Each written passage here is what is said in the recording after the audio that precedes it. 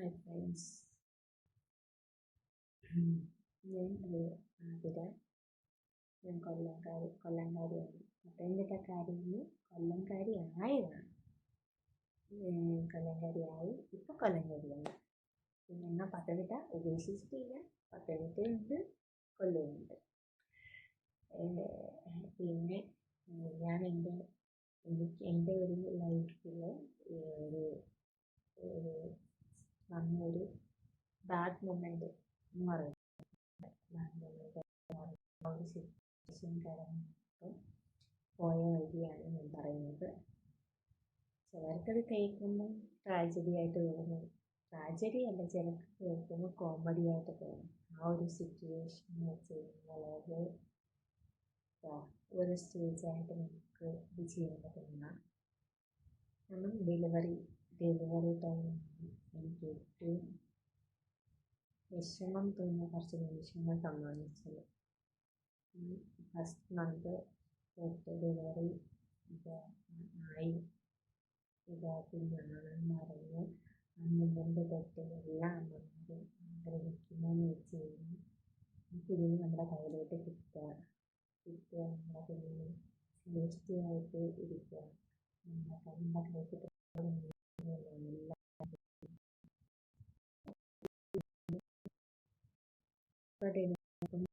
അടിക്കുന്നവർ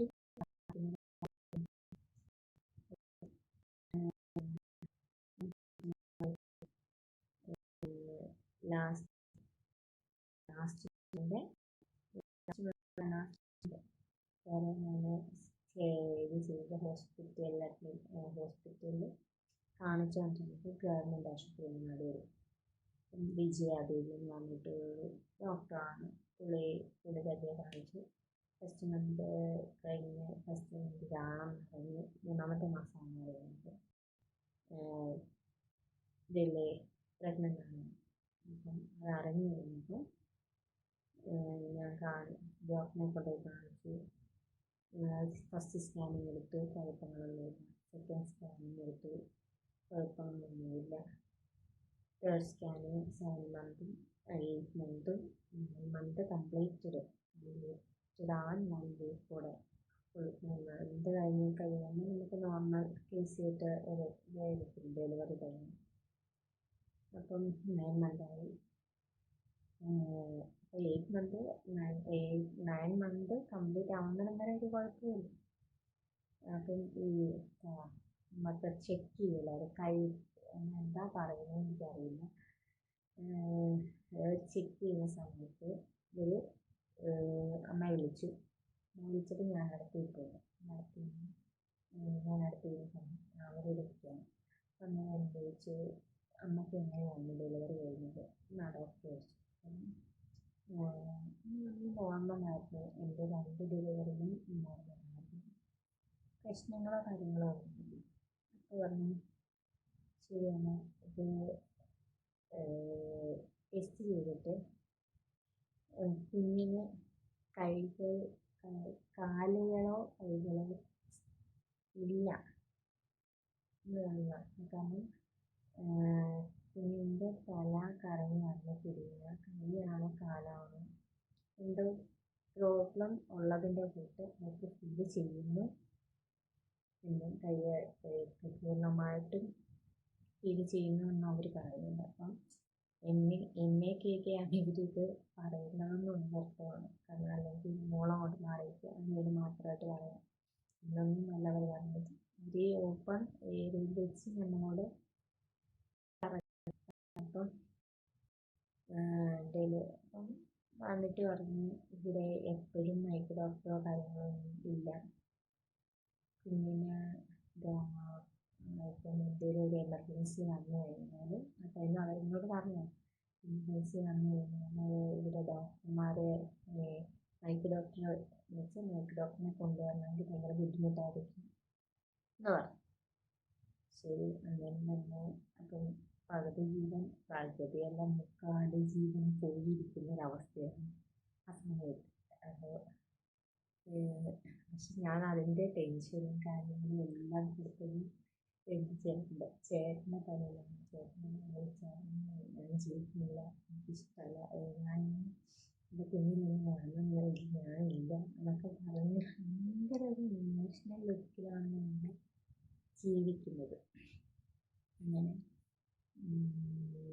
എന്തായാലും ഹോസ്പിറ്റലിൽ നിന്ന് ഇറങ്ങി വീട്ടിൽ വന്ന് എല്ലാവരോടും സംസാരിച്ചപ്പം ആർക്കും ഇനി അവളോട്ട് പോകാൻ താല്പര്യമില്ല ഹോസ്പിറ്റലിലോട്ട്. പക്ഷേ നമുക്ക് A to Z കാര്യങ്ങൾ നമുക്ക് അവർ എഴുതി തന്നിട്ടുണ്ടായിരുന്നു. അപ്പോൾ അതെല്ലാം വെച്ച് ഇത് കൊണ്ടുവന്ന് ഹോസ്പിറ്റലിലോട്ട് കൊണ്ടുവന്ന് അപ്പം ചേച്ചി എല്ലാ പെണ്ണുങ്ങളൊക്കെ പറഞ്ഞു, ഒരു കാര്യം ചെയ്യാം, നമുക്ക് നേഴ്സിംഗ് ഹോസ്പിറ്റലിൽ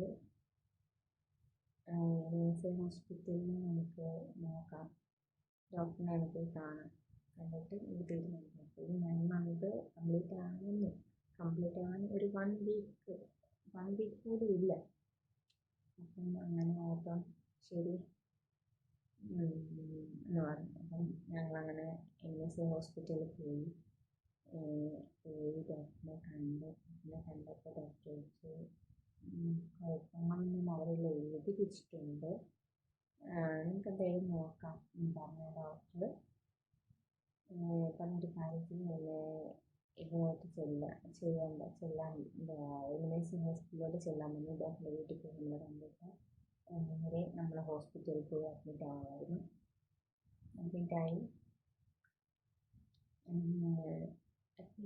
കഴിഞ്ഞ് നമുക്ക് എനിക്കങ്ങനെ ഫീലിങ്സ് കാര്യങ്ങളൊന്നുമില്ല. അപ്പം ചേട്ടൻ വർക്ക് ചെയ്യുമായിരുന്നു.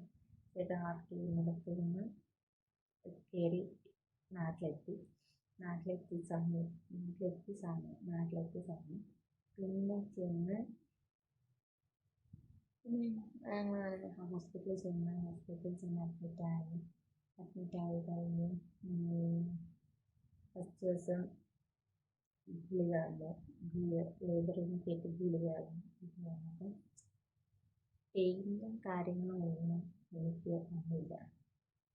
ഒരു ചെറിയ നടുവേദന പോലും ആ ഒരു ഗുളിക കഴിച്ചിട്ട് എനിക്ക് എഫക്റ്റ് ചെയ്യുന്നു. പിന്നെ ഡ്രിപ്പ് ഇട്ടു. പിറ്റേ ദിവസമല്ല ഡ്രിപ്പ് ഇട്ടത്, ട്രിപ്പല്ല, മെഡിസിൻ തന്നിട്ട് ഇതില്ലാതെ വന്നപ്പോൾ അമ്മാനെ അതിനൊന്ന് ഇറക്കി. പിറ്റേന്ന്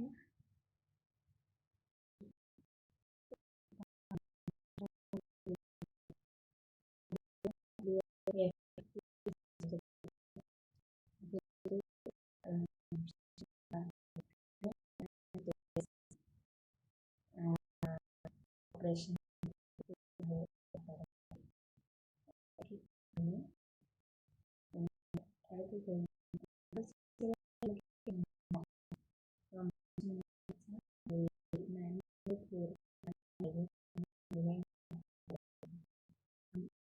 ഡോക്ടർ പറഞ്ഞു കുറച്ചുകൂടി വൈകിയെങ്കിൽ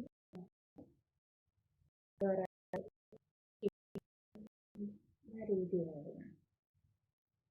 അങ്ങനെ കഴിഞ്ഞ് ഓപ്പറേഷൻ ചെയ്തെടുത്ത് എടുത്തപ്പോൾ വെച്ചാൽ നമുക്ക് ഗവൺമെൻറ് ആശുപത്രി സ്കാനിങ് ഉണ്ട്, കമ്പനിയുണ്ട്, എല്ലാം ഉണ്ട്.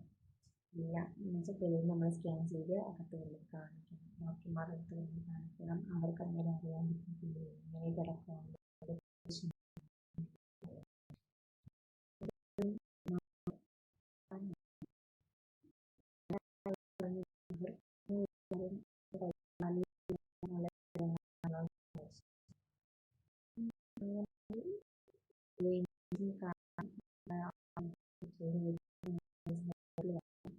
പക്ഷേ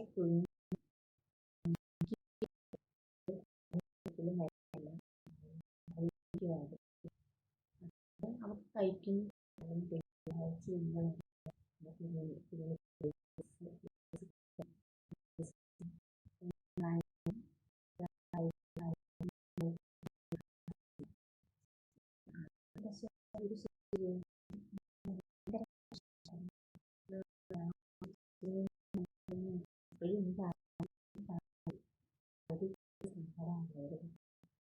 അവരെങ്ങനെ പറഞ്ഞു ഡോക്ടറിൻ്റെ ഡോക്ടറിൻ്റെ കടമ വെച്ച് കഴിഞ്ഞാൽ ഒരു പേഷ്യൻസിന് സ്വന്തം സ്വന്തം റിസ്ക് എടുത്ത് അവർക്ക് അതൊരു കാര്യത്തിൽ സ്നേഹം കൊടുക്കാൻ കഴിയും. ഈ ഡോക്ടറിന് അങ്ങനെയൊന്നും ഇല്ലായിരുന്നു തോന്നുന്നു. കാരണം എൻ്റെ ഡെലിവറി മാത്രമാണ് എൻ്റെ ഫ്രണ്ട്സിൻ്റെ ഡെലിവറി ഇവരായിരുന്നു നോക്കിയത്. പക്ഷെ എന്നാൽ അവരോടും ഇതൊക്കെ തന്നെയാണ് ഇതെല്ലാം അവർക്ക് വെട്ടിക്കൂട്ടലോടും ഇതൊക്കെ തന്നെയായിരുന്നു. പിന്നെ അവസാനം അവരൊക്കെ എമർജൻസി ആയിട്ട് വേറെ ഓരോ ഹോസ്പിറ്റലിലോട്ടൊക്കെ ചേർത്തിയതുകൊണ്ട് വേറെ കുഞ്ഞുങ്ങൾക്കൊന്നും കുഴപ്പമില്ലാതിരിക്കുന്നു. ഇതുപോലെ എത്ര കേസ് കിട്ടി അത്ര ഉണ്ടാക്കിയിട്ടുണ്ടെന്ന് നമുക്കറിയില്ല. അങ്ങനെ അങ്ങനെ നമുക്ക് ഒരുപാട് ആ ഒരു മൊമെൻ്റ് ഭയങ്കര ഇതായിരുന്നു. പക്ഷെ ആഫ്റ്റർ ദ ഡെലിവറിയും നമുക്ക് ഒരുപാട് ഡിപ്രഷൻ ഉണ്ടാകുന്ന സമയമാണ്. ആഫ്റ്റർ ദ ഡെലിവറിക്കകത്തിലും നമുക്ക് ഒരുപാട് വിഷയങ്ങളും കാര്യങ്ങളും എല്ലാം ടെൻഷൻസും കാര്യങ്ങളും നമുക്ക് നമ്മളെ നെഞ്ചിട്ടാൻ പറ്റാത്ത സ്ത്രീകളുടെ കാര്യങ്ങൾ എല്ലാം നമ്മൾ കണ്ടുപോയിട്ടുണ്ട്. അങ്ങനെയൊക്കെ ഇതാണ് ഇത് വീഡിയോ വെച്ച് എല്ലാവരും ഓപ്പണായിട്ട് ചെയ്യാമെന്ന് വിചാരിച്ചാണ്. പിന്നെ ഒരുപാട് കാര്യങ്ങൾ ഒരുപാട് പെൺപിള്ളേർ ഇതുപോലത്തെ ഒരു അനുഭവിക്കുന്നുണ്ടെന്ന് വിചാരിക്കുന്നു. പറഞ്ഞു പോകാം. ലോങ്